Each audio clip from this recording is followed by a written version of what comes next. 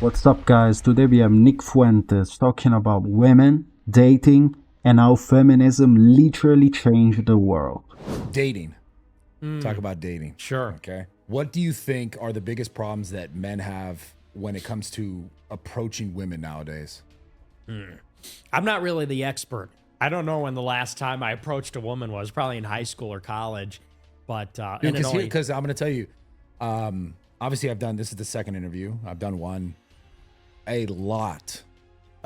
ton of women, which is surprising, I think, hit me up and they're like, I love Nick. Really? I love Nick. Yeah. That is surprising. Like straight up, like someone mentioned to me, they were like, yo, they saw that you did an interview with him and she knows this girl, and this girl was like, I love Nick. I want to marry Nick. I want to have his kids. He's the man, all this. So you get a lot of love. Mm-hmm.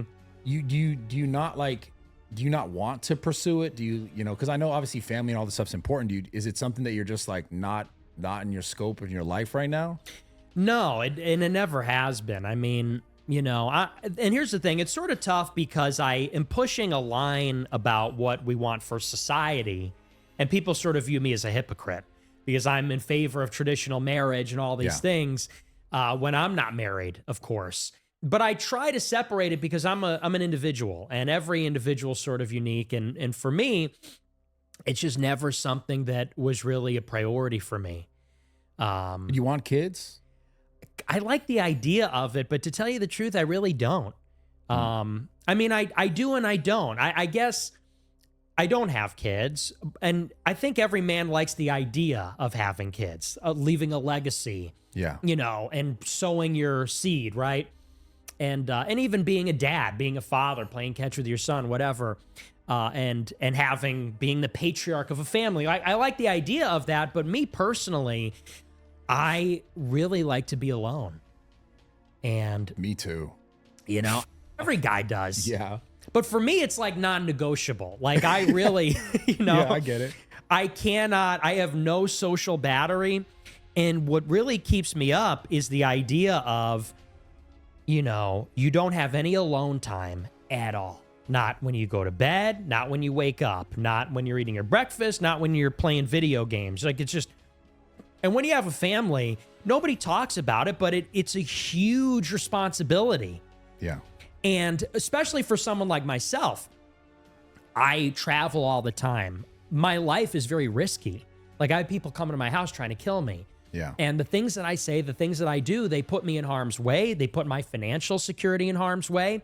And when you're married with kids, it's a whole different world because I'm willing to throw myself at the machine and give my life, right? I don't want to do that anytime soon, but I'd be willing to.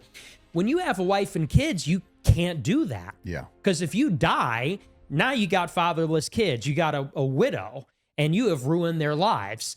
And so you, on some level, feel guilty then. Every time you take a risk, every time you do something, you say, am I going to be able to make it home and provide for my wife and kids?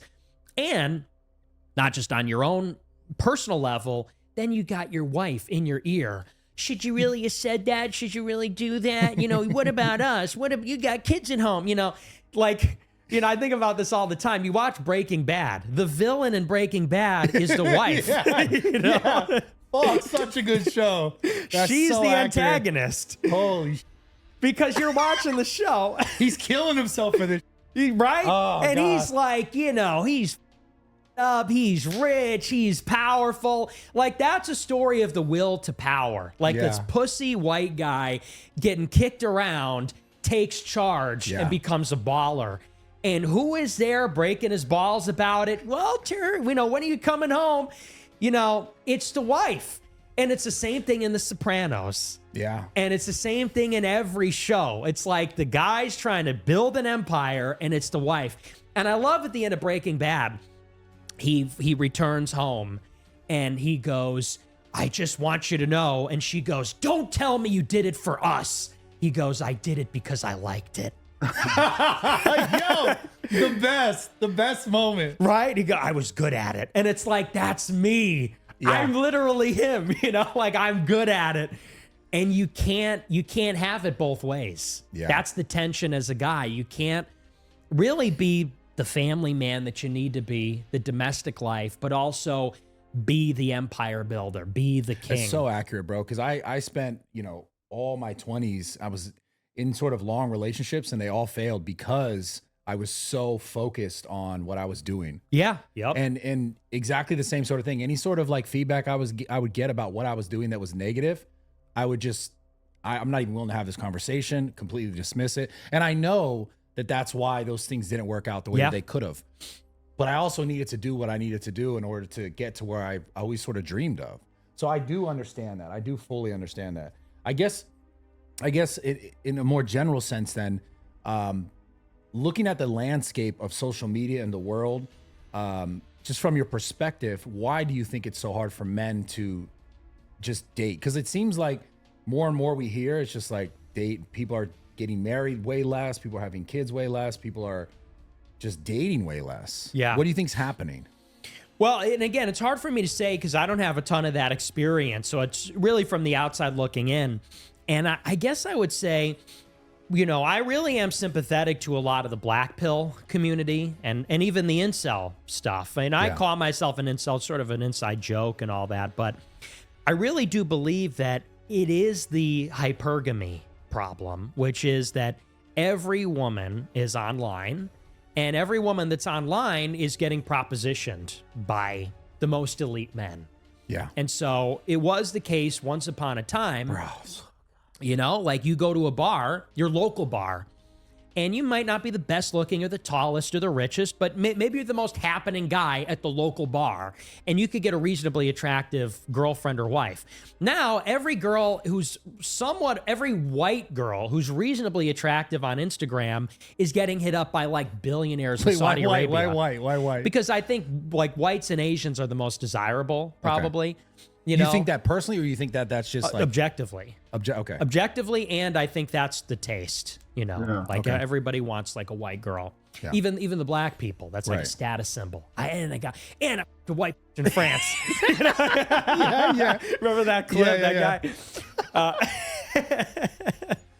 That's what they say. Yeah. So, if you are a white guy and you want a white girlfriend and not be like a passport bro where you go to like Vietnam or whatever then you're up against like an oil sheik in the Emirates, and you're up against, some rich guy in his 30s that's got a penthouse in New York. And I think that's a big part of it.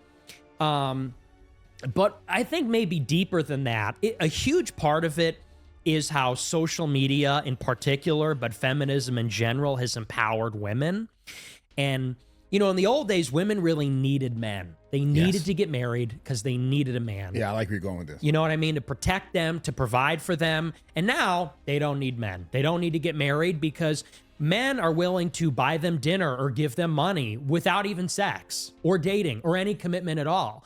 And women have their careers or they're on welfare. Like so much of the welfare state is paying for single women, single mothers.